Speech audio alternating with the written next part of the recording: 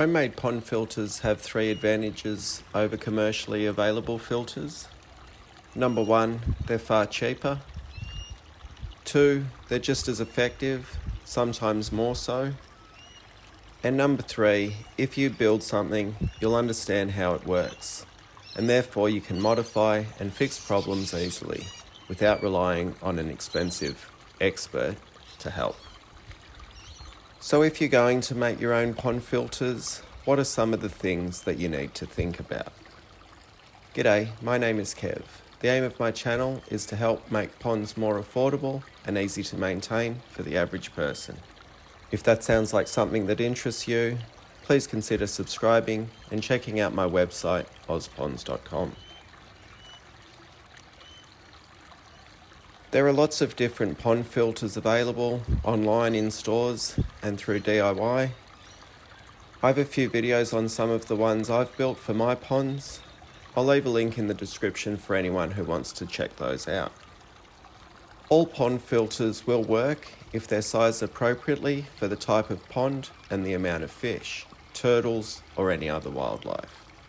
So before you decide on which type of filter you'll build, you need to work out what sort of pond you want to keep. Do you want an ecosystem style of pond that has a balance of plants and fish and looks natural? Do you want a wildlife style pond with no fish but plenty of habitat for other aquatic life? Maybe you want a formal koi pond with huge fish stocked densely. Or perhaps you just want to keep a few goldfish. You might even want to keep turtles or ducks. Possibly you want a pond you can swim in. Whichever one of these categories you fall into, it is possible to build your own filter and achieve clean, clear water. So when you build a filter, there are 2 main functions that you aim to accomplish. The first is we should try and remove as much solid materials, such as fish poo and dead leaves, as we can. This, for the most part, can be done automatically. It could be as simple as having a solids handling pump, moving the water through a series of sponges that will trap the poo and the leaves. It could also be a skimmer collecting the leaves before they get a chance to sink into the pond. In the hobby, these types of filters are referred to as mechanical filters. That is because they remove pollutants mechanically.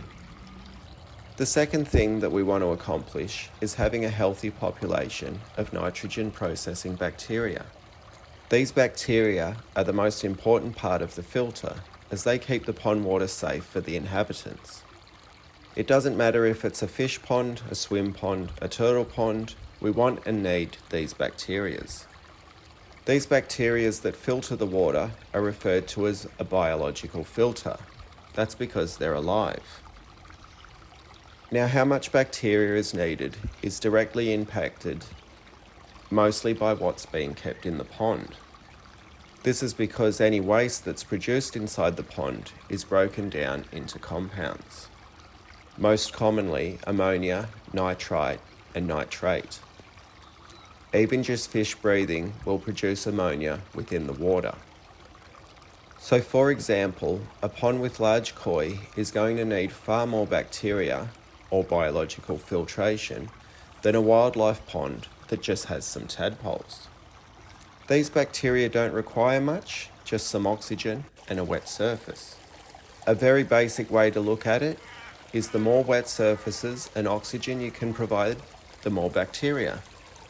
So if you were building a DIY filter for a koi pond, you would aim to have much more flow, that's going to help provide oxygen, and much more filter media, that's providing the surface area for the bacteria.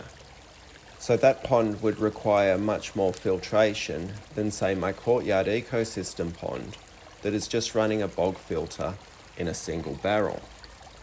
And that in turn has more filtration than, say, this wine barrel pond that has no moving water and just a few fish.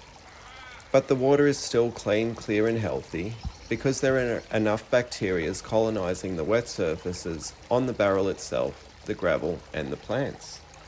Now there's a really easy way that you can tell if you don't have enough bacteria. Your water will go green. This is one of the reasons that none of my ponds have a UV light to control single-celled algae. When a pond turns green, it's because not enough ammonia is being processed by the bacteria alone, so the algae grows to pick up the slack. String or hair algae is different, so don't use it as a guide for a lack of bacteria.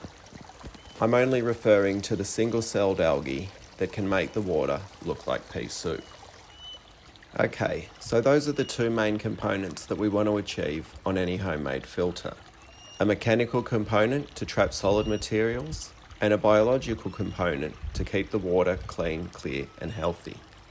Oh, and one more thing.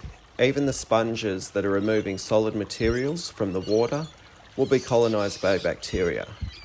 So a sponge can be a mechanical and part of the biological filter.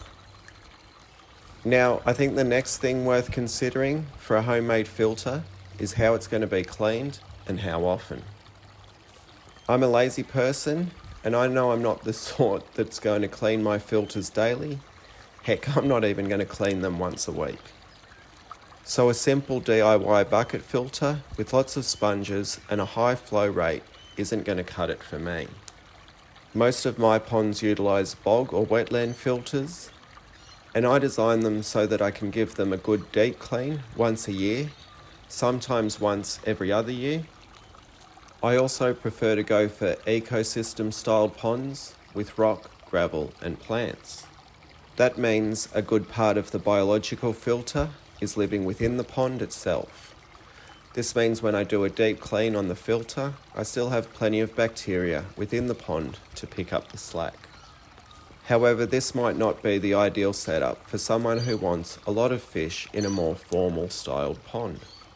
But either way, you want to think of ways that the filters can be easily emptied and cleaned without becoming a chore. After all, the idea of keeping a pond is for relaxation. Another thing worth considering is oversizing the outflow from the filter. As the water is being pumped into the filter, it's most likely under pressure, while as it leaves the filter, it's going to be flowing back into the pond via gravity. The water under pressure fits into a smaller area than the water flowing via gravity. So oversize the outflow pipe in comparison to the inflow pipe. Sometimes the type of filter you build will be determined by the amount of flow you want to run through the system, space constraints, or the most energy efficient option. For example, a DIY high flow filter such as this will take up much less space than a bog filter.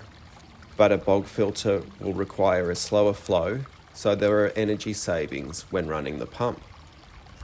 And then you might like to use false bottoms that can potentially require no pump, but you may need to manually remove sediment buildups more often. Those are just 3 types of homemade filters that I'm personally using, but there's many other options available out there. So work out what will work best for your personality and style of pond, and don't be scared to modify, research, and try new ideas. Like I said, if you want to see some of my filters, I'll put a link in the description. I hope this has been helpful. Thanks for watching. See ya.